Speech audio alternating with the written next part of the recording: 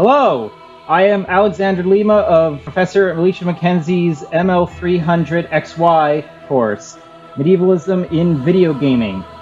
For my playthrough, we will be looking at Dark Souls 3, a dark medieval fantasy game where the player is a nameless warrior venturing through a desolate land, fighting numerous enemies, human or otherwise. Today we will be playing through the first hour or so of this game, as well as examining some of its basic themes and concepts, assess how accurate of medieval or medievalist it is, and try to assess also what sort of medievalism it is trying to display here. Alright, let's begin our game.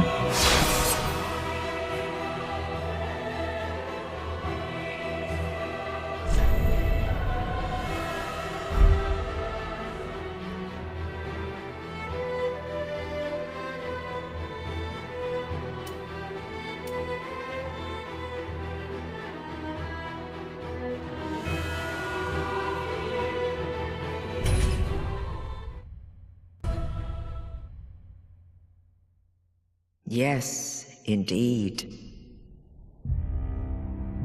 It is called Lothric, where the transitory lands of the Lords of Cinder converge.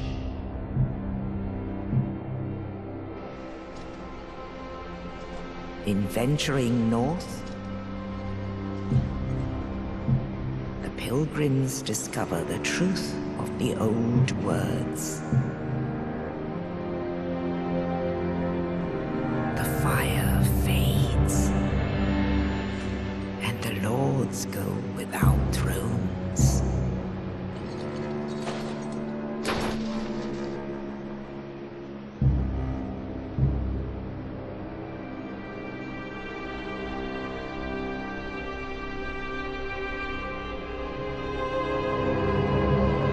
When the link of fire is threatened, the bell tolls,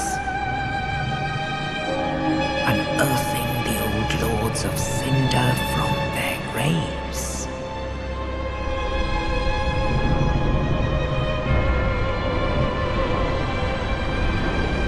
Aldrich, Saint of the Deep,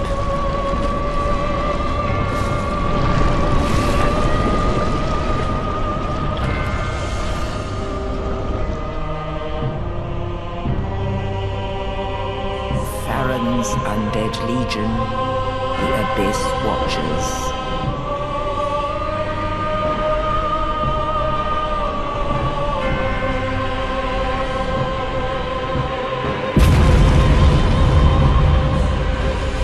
And the reclusive lord of the profaned capital,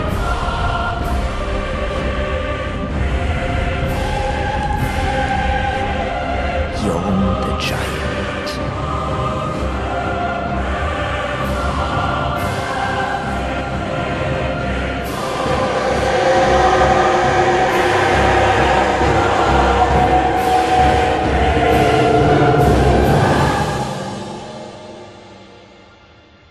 Only in truth, the lords will abandon their thrones.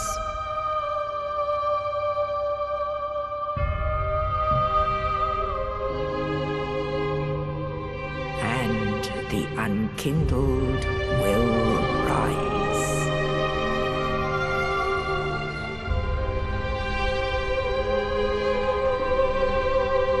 Nameless, accursed undead, unfit even to be cinder. And so it is that ash seeketh embers.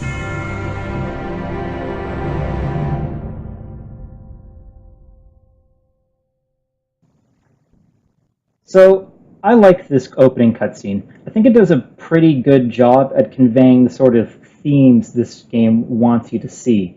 Like, you may not understand the story clearly, but that's fine. Dark Souls games, their stories are notoriously cryptic, and that's done deliberately. You're supposed to explore the world, it's supposed to be visual learning, it's supposed to be going through the item descriptions. We won't be doing a whole lot of that in this playthrough, But we will get a taste of the sort of world that they're trying to convey here. Through its visuals, this cutscene demonstrates a lot about what this game is about and what you can expect from it. There are pilgrims and saints, so there's an obvious religious dimension to this game. There are lords looking menacing as they rise from their graves, so you can expect to fight, typical medievalist video gaming enemies like zombies, including the lords themselves. And all this is culminating in an apocalyptic prophecy. This fantasy world is fueled by what is basically a magic fire, which itself is fueled or linked by powerful lords every so often, just to keep the fire going. Those lords were actually the guys we saw rising from their graves earlier. Aldrich, the Farron's Undead Legion, and Yorm the Giant, all of which you eventually fight in the game, but since they show up later, we will not be dealing with them directly in this playthrough. Problem is, these lords, who were supposed to link the fire like many had before, were just like, nah, and they ran off to do their own thing. It is now up to us, the unkindling ash mentioned in the end of this video, to be resurrected and drag those lords back to their thrones so that they can link the fire. So after the cutscene, we are taken to this pretty simple character creator. It's not incredibly detailed like World of Warcraft. You can't change every physical aspect of your character. All you can alter is your general appearance, your starting gear, and your class. So let's start with our name anyway.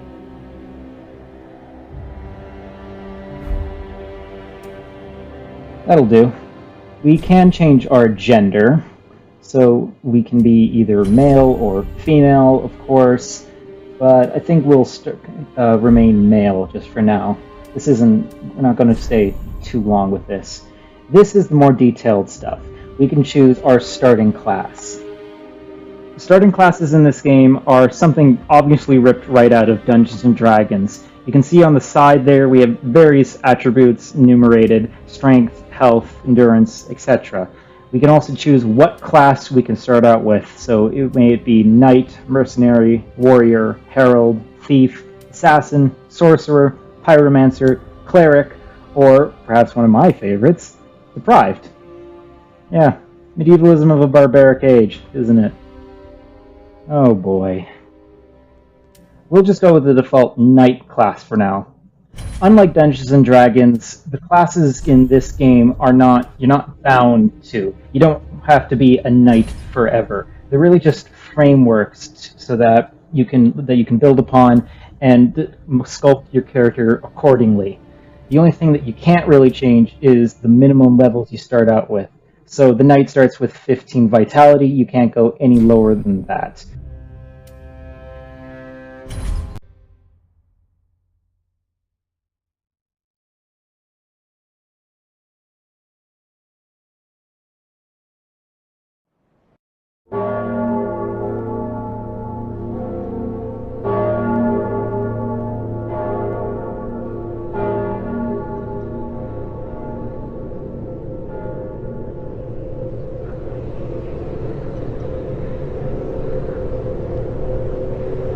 And here we are, rising from our own grave. This is a running theme in all the Dark Souls games. The player begins their journey in a desolate place full of other undead. So this is where we begin our adventure, the Cemetery of Ash. Given that this is our starting position, I think it's fairly clear that this is not a romantic medievalism that this game is trying to convey here. This is grotesque. We are not starting in some fancy lord's castle with a maiden on our side. No, we are in a cemetery. So this is our player inventory. These are armors, our weapons. That is my face when I take my helmet off. Let's put that back on. Let's quickly examine my gear. Now, my weapons, armor, and shield seem relatively authentic, slightly stylized. The key thing here is you can notice that there are rags My chain mail on my hips is torn, as is some of the cloth on my shoulder. Even though I have a fairly shiny piece of armor, it's actually quite rugged. It's worn in. It's battle-torn. I think that's also testament to how this game is trying to be gritty and more on the side of grotesque medievalism rather than knights in shiny armor romantic medievalism. And even though this is just one of many different types of armor you can wear, they're all very rugged like this. Even more extravagant sets, this type worn by kings. Bit of a jump cut. Now on to the first enemy. These zombie guys in cloaks that swing foolishly. But then again, if you didn't see that, you'll see it again here. I also swing foolishly. Actual swordsman will tell you that I am swinging my sword like an idiot. This happens all the time in video games. In Skyrim, Witcher, Geralt is way too fancy when he swings his weapon. But it makes a little bit of sense here, considering that we're not just fighting human-sized enemies, but giant monsters often enough. So, I guess it's permissible. Here's another Hollywood trope. Fire arrows, or fire bolts in this case, since the man has a crossbow. Yeah, we're just going to take care of him real easily. There's one other enemy over here. I was trying to play off some fancy moves over here, and I failed miserably. Later on, we will see what I was attempting to do, because right now it just looks like I'm trying to slap him with my shield. We're going to go this way now, down this passage of fog. Turn back. Huh. What's the worst that could happen? Probably just another zombie, right?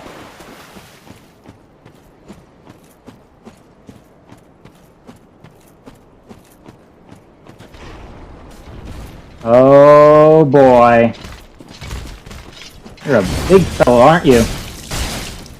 And you take quite a few more hits to beat. I apologize now. A fair portion of fighting difficult enemies in this game is circling around them, trying to hit them on the flanks, trying to avoid their attacks. So I apologize if you feel slightly nauseous. That was a critical hit. Stabbed him in the mouth after guard breaking him.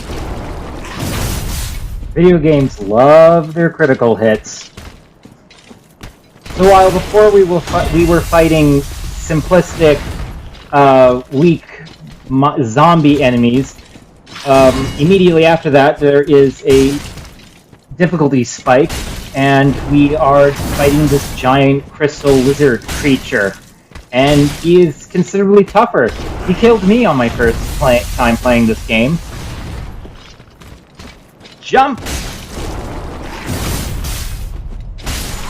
And there we go.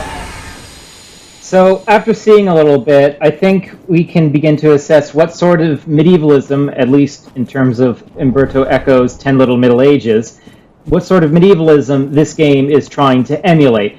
I jokingly referenced medievalism of a barbaric age when we were looking at the character classes, but I actually feel this game falls much more in line with the enhanced version of that, medievalism of the so-called tradition, because on top of an outlaw feeling given off by this game, there are more sophisticated elements reminiscent of Conan the Barbarian, like sacred orders and secret societies, some of which we'll see. That's a good view. That's where we're getting to right now in this tutorial, but first we have to cross through that area with the big tree. And even before we can do that, we'll be saving right here at this checkpoint bonfire.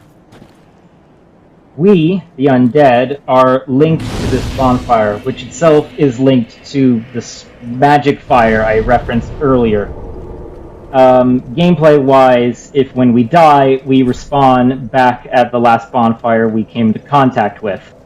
Yeah, despite this game being called Dark Souls, fire is a huge theme in the game. I mean, there's an entire school of magic dedicated to it.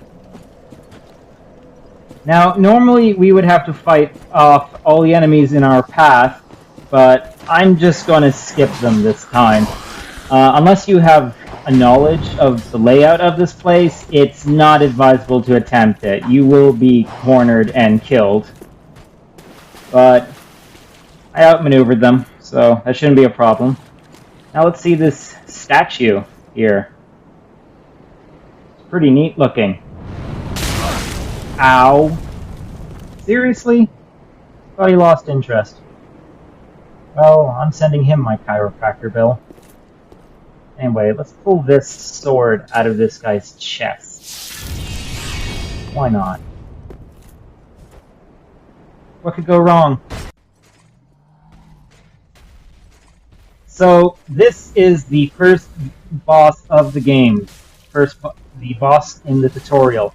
Like many game formats, you fight your way through numerous enemies and environments, only to come up against a particularly challenged opponent with their own health bar displayed at the bottom, the boss. This one being Idix Gundyr. Now, most bosses are designed to be aesthetically pleasing and to complement the aesthetics of the environment. If you're fighting in a water world, they should be like a giant fish or something. Look at Legend of Zelda. And they leave it at that. Dark Souls takes it a step further by adding actual lore reasons for bosses to exist. There's an actual story behind certain bosses being where they are. Oh. This is another trope we see in boss battles in video games, especially medieval ones. A second phase. Boss isn't hard enough? Change up his look and playstyle to make him more challenging. Dark Souls does this pretty well. This guy kind of reminds me of the Imralith boss fight from Witcher 3. The story behind Idix Gundyr here is that he is a champion set up to challenge weak Ashen Ones, and to make sure that they don't get through. The weaklings he kills are not worthy to drag the lords back to their thrones. I think we're worthy.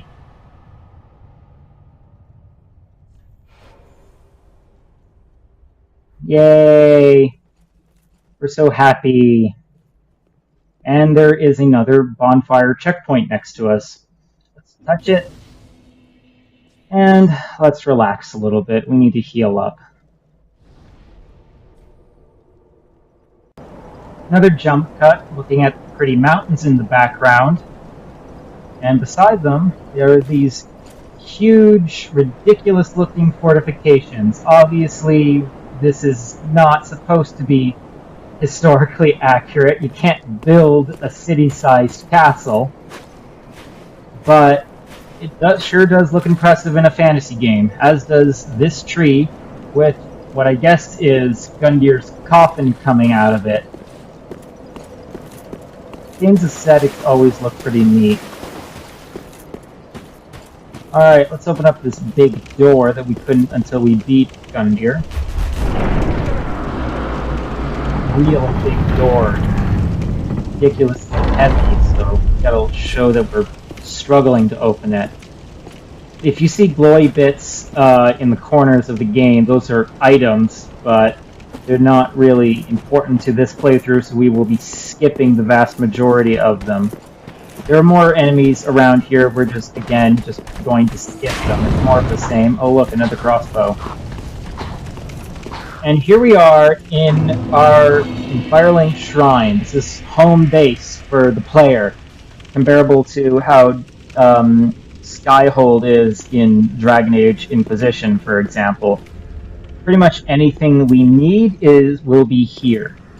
It's large. You have vendors, and you have this lady here. Let's see what she has to say. Welcome to the bonfire, unkindled one. I am a firekeeper. I tend to the flame, and tend to thee. The lords have left their thrones, and must be delivered to them. To this end I am at thy side. Well, so much for not Very having a fair well. maiden at our side. Then touch the darkness within me. Take nourishment from these sovereignless souls. Firekeeper is who we turn to level up. Listen to her chant. Manifestations of disparity, elucidated by fire, burrow deep within me, retreating to the darkness beyond the reach. She's chanting a prayer.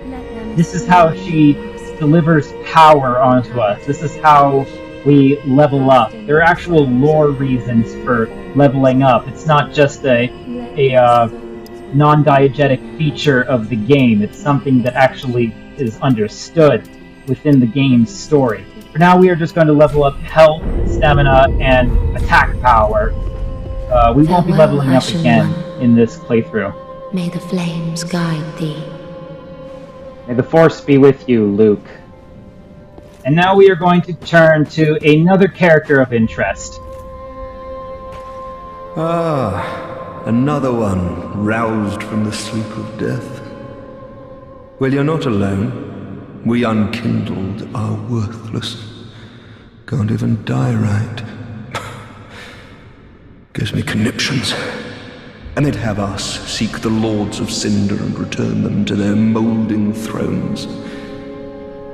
But we're talking true legends, with the metal to link the fire. We're not fit to lick their boots. Don't you think?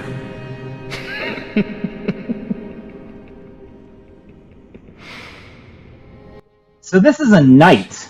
This is the first noble, stereotypically noble figure that we encounter in the game, and yet he is crestfallen. He believes that our task is hopeless. We often romanticize the medieval ages as a time of honor and bravery and nobility, and yet this game is immediately putting that down. This is a lord. O thou unkindled, and a seeker of lords. I am Ludleth of Corland. Look not in bewilderment as I say. I linked the fire long ago, becoming the Lord of Cinder. If substantiation be thy want, set thine eyes upon my charred course. I like how he talks much more ye olde English. It's a good effect at insinuating that he is, in fact, of a higher birth. It's an old trope that they like to use in medievalist media, but it's effective.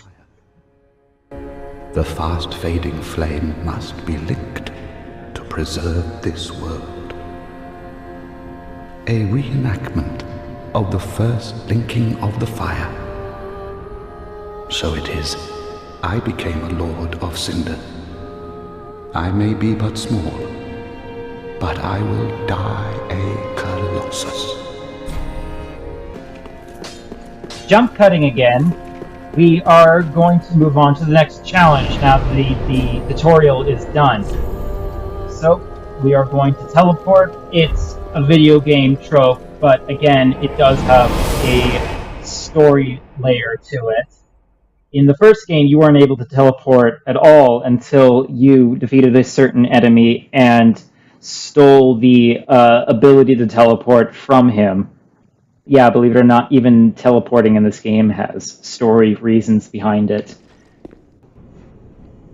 Another jump cut, and we are going to begin our journey on the high wall of Lothric, pulling out our weapons and going through this little door. I think they do this because they want you to see this view. Over there is Lothric Castle, and it is gorgeous. I like the bridges. Obviously, this is an exaggerated citadel. You couldn't build anything like this in real life.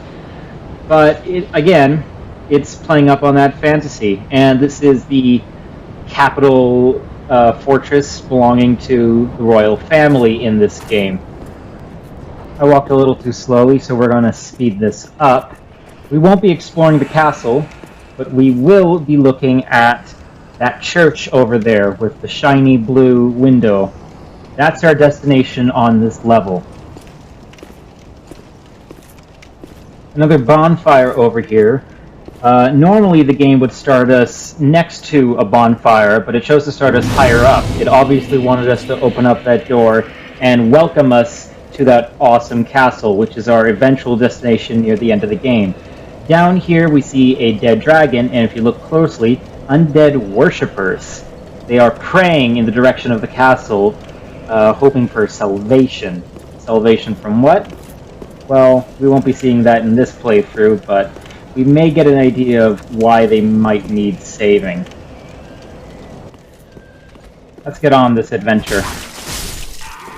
Alright, so he took 2 swings. He is an undead soldier. He's not just one of those other guys we fought before. That one was shouting, trying to wake up the others and get them to attack me, so I dealt with him quickly. Get down the ladder, through the dungeon, and here we have a spearman. Yeah, his shield's pretty tough too, so I'll kick it out of the way. Stab him in the gut.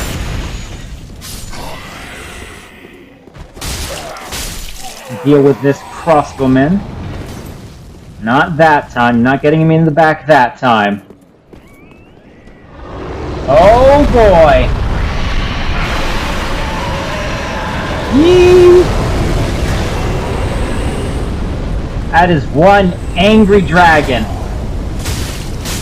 And he brought a friend. You're a big fellow, aren't you, with your big axe? That takes care of that. Ooh, a spear.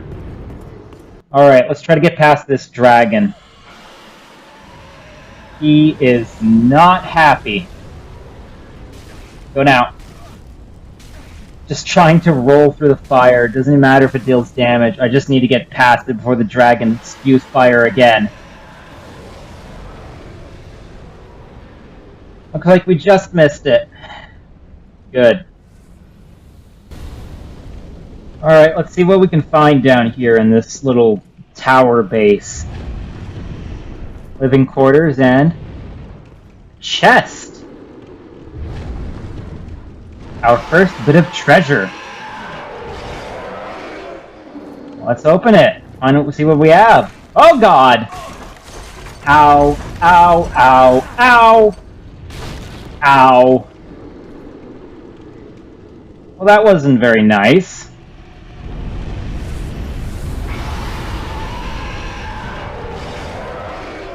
It's a mimic. Let's kill it.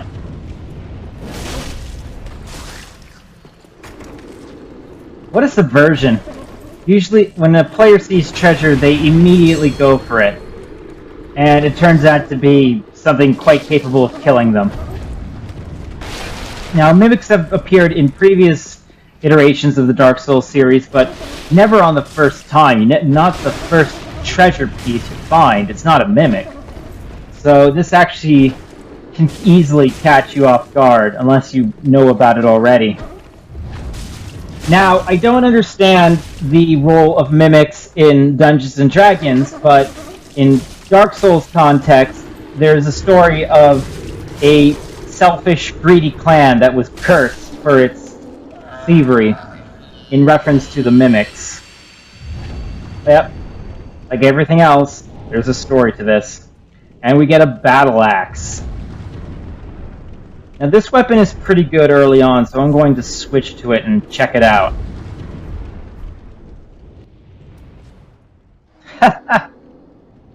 It's so absurdly large. It's like something out of an 80s comic strip. Smash tables and barrels in one strike. Let's quickly touch back to weapons for a second. Now, I said before that the medieval gear was fairly authentic, but unsurprisingly, there are more ridiculous weapons, like this giant great bow with a huge metal arrow the length of me. And on the more melee side, we have this ridiculous hammer. I don't think in real life I would be able to lift this thing above my shoulder, let alone smash it on the ground like this. It's not just the weapons, though, that can get a little ridiculous in this game. The gear can, too. We have a whole various degree of weird helmets. Some seem more authentic than others.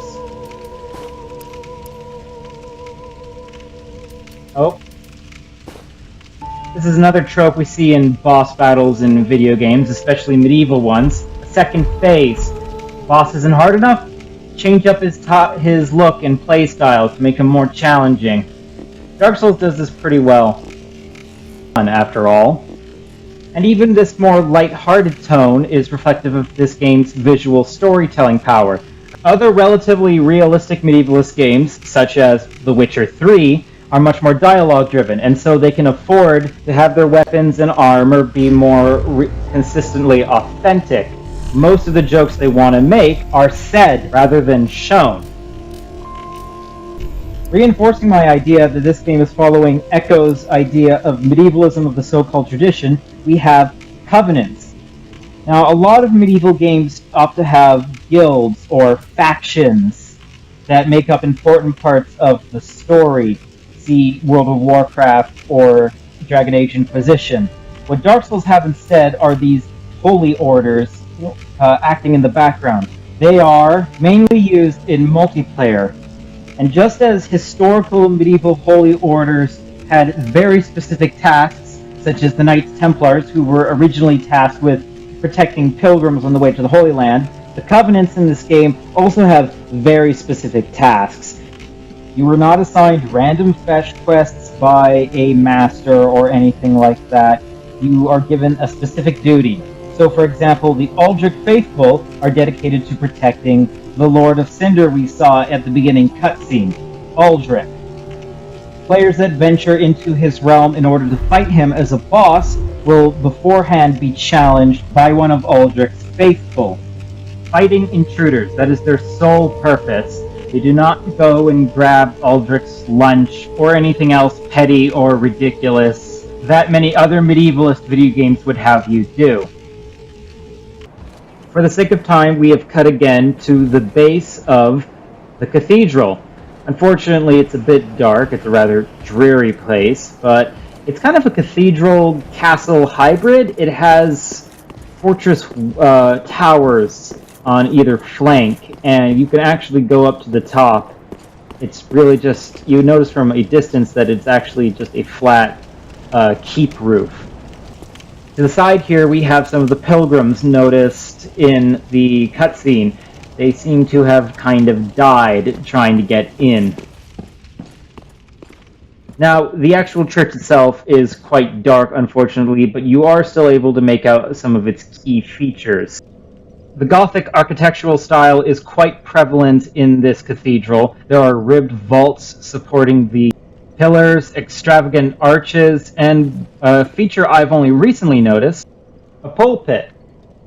So this dark, near windowless cathedral has opted to use the jagged style of Gothic architecture, indicating in a small way that it favors grotesque medievalism over romantic medievalism. Alright, cutting again. We are considerably a little more into the game. We're still within the first hour of gameplay. I died a couple times, so I had to use an ember and a magic fire item to restore myself. We're going to open this door and we're going to meet one more character of interest to wrap this up. Someone who falls much more in line with the romantic notions of medievalism.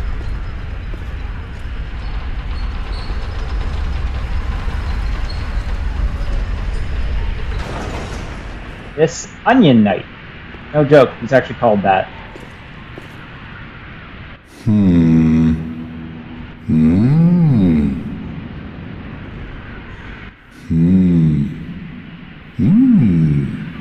Oh.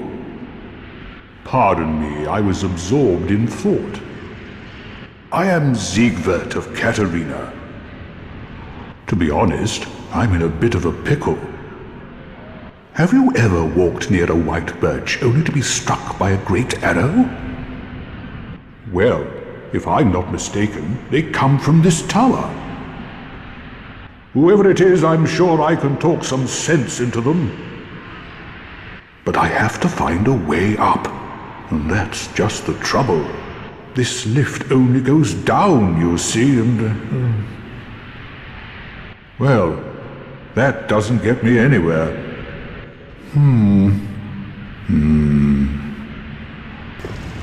Solving the mystery of the lift will lead you to the top of it. Afterwards, you will take it back down, and you will jump off at this point. Sigurd is thinking again. What has him stumped this time?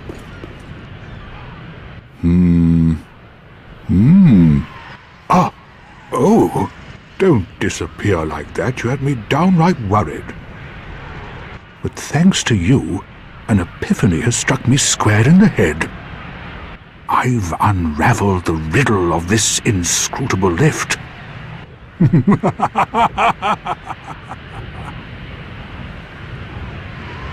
On some days I begin to doubt myself. I went up the tower, so I thought, then somehow ended up here.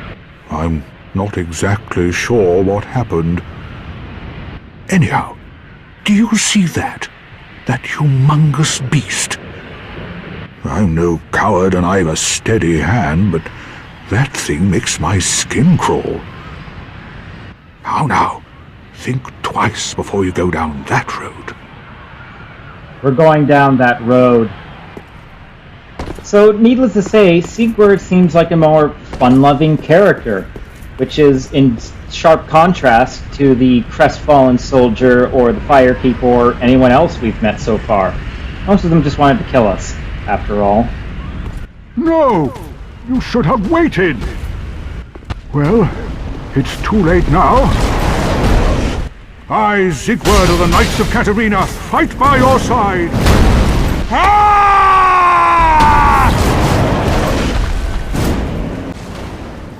So, this fire demon is pretty intimidating. Just blew me off for a second. It's a much more classically evil-looking beast. I mean, look at it. Its eyes are glowing. It is a scary dude. And Sigurd is such a nice guy coming to help us. He doesn't have to. Most characters in this game would just leave us for dead for being foolish. Not Sigurd. He's going to fight by our side. And he's doing a pretty good job at it. Friendly, helpful Sigurd, however, is sort of an anomaly, not just in this game, but in the series as a whole. That's why I chose to end on him. Sigurd's subplot within the game appears to be much more in line with romantic medievalism. He and I are brothers in arms, as it seems. Looking a little toasty there, Sigurd. That was quite a performance. But you mustn't get in over your head. We unkindled must put our duties first. But, for the moment, we've a toast to make. To your valor, my sword, and our victory together. Long may the sun shine.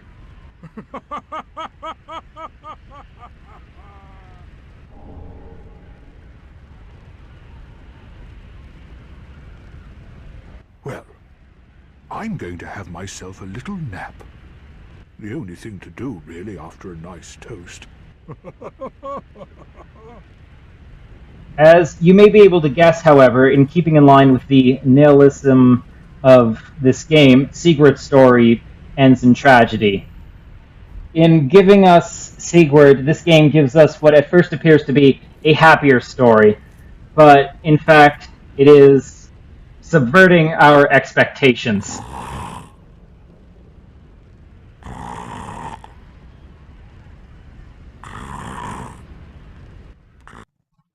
I think for now, however, Sigurd's earned his nap. So, this was a brief playthrough of the beginning of Dark Souls 3. What we have here is a medievalist game of the so-called tradition, a game that revels in mighty warriors, powerful items of interest, and holy orders, all trying to work through this ravaged land. There's so much more to explore in this game. We have barely scratched the surface in these 40 minutes, but I think this is an excellent taste of what this game has to offer. A medievalist experience that is somewhat authentic, but also full of fantastic, ridiculous elements that can also be tongue-in-cheek. See my sleeping comrade here. Almost all of this is conveyed in visual subtext. The game shows you these things rather than spells it out. Much of what you learn is from what you can observe. Many medievalist games, Skyrim, Witcher, are definitely deserving of academic research. I think From Software's Dark Souls 3 should be counted among them. Long may the sun shine